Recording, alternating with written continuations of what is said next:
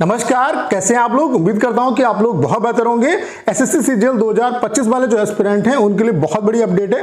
Update आपके लिए ये है कि आईटीआई और ओएस की जो वैकेंसी है वो रिवाइज हो चुकी है। तो कितनी क्या वैकेंसी आपकी डिक्रीज हुई है, ओवरऑल अब आईटीआई की और ओएस की कितनी क्या वैकेंसी है वो मैं आपको दिखाने वाला हूं। उसके अलावा कई टेलीग्राम जो चैनल हैं उन पे एक न्यूज़ जो है वो इस समय बहुत ज़्यादा चल रही है कि ओएस की जो वैकेंसी है वो विड्रॉ होने वाली है। तो क्या कुछ इसके पीछे की सच्चाई है, क्या ऐसा हो सकता है, तो इन सब पॉइंट पे बात करेंगे इस वीडियो में। उसके अलावा आपका पीएसए की जो वैकेंसी है उसका भी आईटीआई का रिप्लाई आ चुका है, वो भी मैं आपको दिखाने वाला हूँ। उसके अलावा जो आपका रिवाइज कैलेंडर है वो कब तक आ सकता है, उसके अलावा जो नोटिफिकेशन है वो कब तक आने की पॉसिबिलिटी है, इन सब पॉइंट पे इस सिंगल वीडियो में हम लोग बात करने वाले हैं। ये वीडियो आप सभी के लिए बहुत ज्यादा हेल्पफुल होने वाला।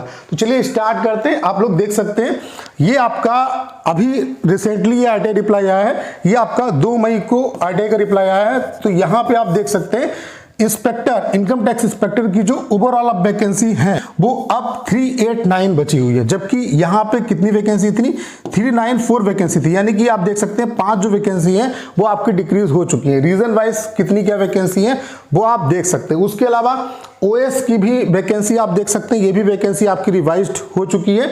ये भी रिप्लाई जो है वो 2 मई को ही आया है। यानी कि ये जितने भी रिप्लाई मैं आपको दिखा रहा हूं ये 2 मई के रिप्लाई यानी कि लेटेस्ट के आईटीआई रिप्लाई है। यहां पे आप देख सकते हैं ओएस की जो ओवरऑल अब वैकेंसी है, फाइनल जो वैकेंसी है वो 6753 है, जबकि ओवरऑल वैकेंसी थी कितनी, 6771। यानी कि यहां पर भी आप देख सकते हैं 18 जो वैकेंसी है वो आपकी डिक्रीज हो चुकी है। तो 18 यहां पे और 5 ये इनकम टैक्स इंस्पेक्टर की, तो ओवरऑल 18 5 23 जो वैकेंसी है वो आपकी डिक्रीज हो चुकी है। यहां पे आप देख सकते हैं रीजन वाइज वैकेंसी कितनी क्या है, उसके अलावा यहां पे कैटेगरी वाइज वैकेंसी कितनी क्या है वो आप देख सकते हैं। जैसे कि यूआर कैटेगरी की 2766 वैकेंसी है, एससी की आपकी 1012 वैकेंसी है, एसटी की आपकी 496 वैकेंसी, उसके अलावा ओबीसी की आपकी 1822 वैकेंसी है, ईडब्ल्यूएस की आपकी 657 वैकेंसी। अब के अलावा जो टेलीग्राम चैनल है, कई टेलीग्राम चैनल ऐसे जहां पे ये भी न्यूज आ रही है कि जो ओएस की वैकेंसी है वो विड्रॉ होने वाली है।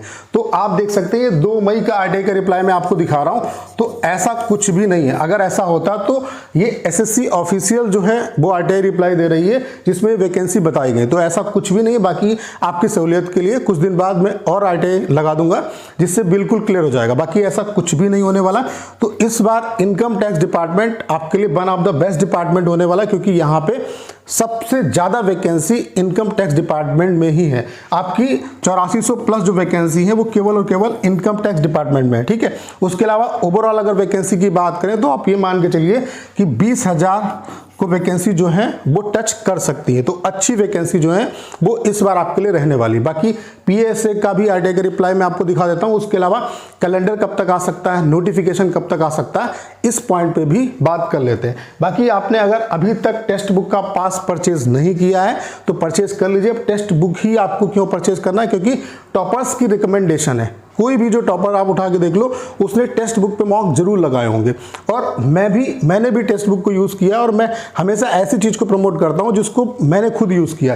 तो यहाँ पे टेक्स्ट बुक पे क्या क्या आपको बेनिफिट मिलते हैं, आप 800 प्लस एग्जाम की यहाँ पे टेस्ट सीरीज अवेलेबल है। उसके अलावा 15,000 प्लस यहाँ पे मॉक टेस्ट अवेलेबल है। उसके अलावा यहाँ पे 22.5 लाख एक्टिव यूजर हैं। सबसे बड़ी खासियत यही है क्योंकि यहाँ पे एक्टिव यूजर मैक्सिमम है। जब आप यहाँ पे टेस्ट देते हो, लाइव टेस्ट देते हो, तो आपकी जो एक्चुअल रैंकिंग है उसका पता चलता है। उसके अलावा 12 प्लस लैंग्वेज में टेस्ट अवेलेबल है, यानी कि किसी भी लैंग्वेज में आप टेस्ट लगा सकते हो। उसके अलावा अगर आप मेरा एक कोड PRAB12 यूज करेंगे तो आपको 12% का इंस्टेंट डिस्काउंट भी मिलेगा।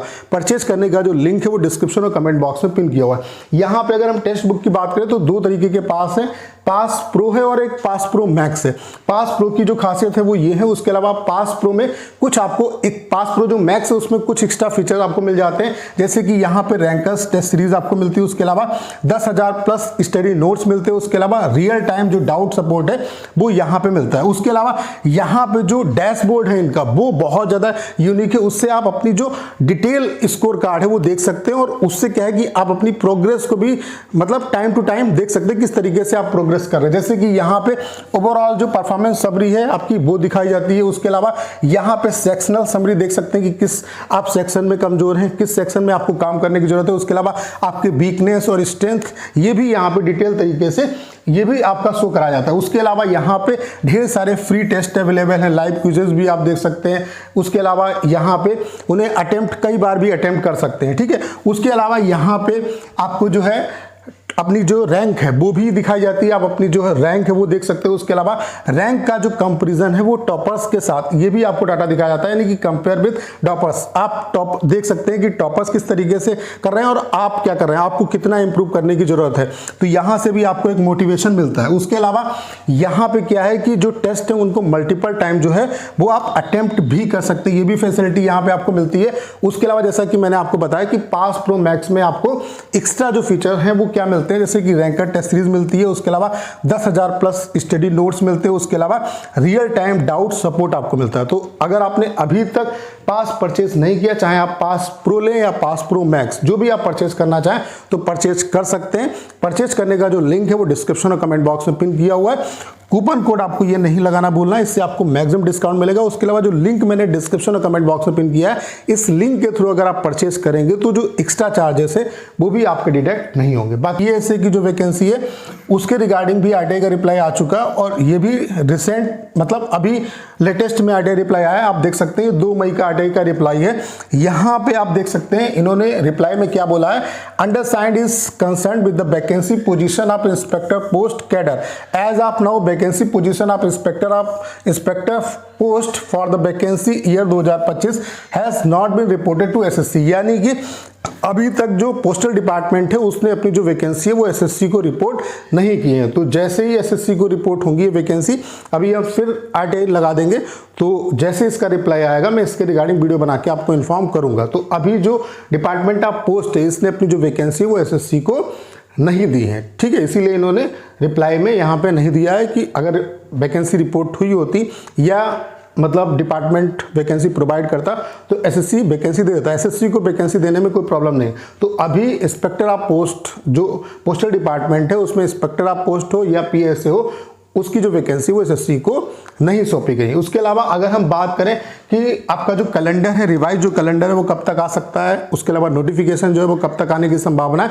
तो अगर रिवाइज कैलेंडर की बात करें तो इसके बारे में मैंने आपको पहले बताया था कि 10 मई से पहले आपका जो कैलेंडर है वो आने की बहुत ज़्यादा संभावना है। तो आप ये उम्मीद कर सकते हो कि इस वीक में आपका जो रिवाइज कैलेंडर है वो आ सकता है। बाकी अगर हम बात करें सीजीएल 2025 का नोटिफिकेशन कब तक आ सकता है, तो उम्मीद है कि 20 से लेकर के 25 मई तक आपको जो है जो सीजीएल 2025 का नोटिफिकेशन है वो देखने को मिल सकता है। बाकी ये इस पे भी डिपेंड करेगा कि कैलेंडर कब तक आएगा। अगर कैलेंडर आपका डिले होगा तो जाहिर सी बात है कि पहले सिलेक्शन पोस्ट का आएगा, फिर उसके बाद सीजीएल का आएगा और इसके बीच में आप ये मान के चलिए 1 हफ्ते का आपको गैप भी देखने को मिलेगा। बाकी अभी तक जो इन्फॉर्मेशन है उसके अकॉर्डिंग मैं आपको बता रहा हूँ कि 10 मई से पहले कैलेंडर आने की बहुत ज़्यादा संभावना है। इस वीक में आपका कैलेंडर आ सकता है। नोटिफिकेशन की अगर हम बात करें तो 20 मई से लेकर के 25 मई तक नोटिफिकेशन आपका आने की बहुत ज़्यादा संभावना है। तो उम्मीद करता हूं कि आपके जितने भी डाउट थे वो क्लियर हो पाए होंगे। करना क्या है, इस वीडियो को शेयर करना है। उसके अलावा अगर आप चैनल पर नए और आपने अभी तक इसे सब्सक्राइब नहीं किया है तो प्लीज़ चैनल को सब्सक्राइब करना मत भूलिएगा।